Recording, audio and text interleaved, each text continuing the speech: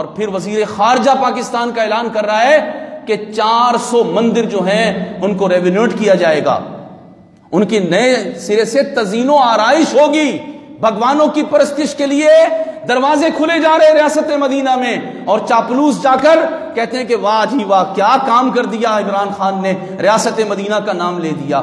لعنت ہو ایسی سوچ پر کہ ہندوؤں کے لیے مندر یہاں آرائش کیے جائیں گے، حالانکہ مسلمانوں کی مسجدوں کے حال آپ نے نہیں دیکھے؟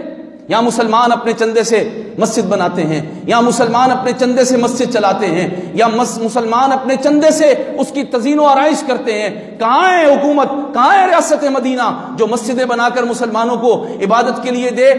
کوئی مسجد بنا کر وہ دینے کے لیے تیار نہیں۔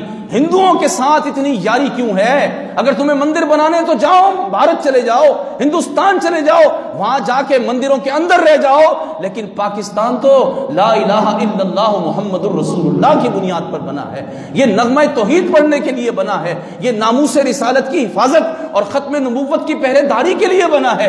تم نے یہ کیا دھندا لگایا ہوا ہے کہ یہاں 400 مندر کھولے جائیں گے معاذ اللہ؟ آپ کو کبھی اپنے علاقوں میں مندر نظر آتے ہیں؟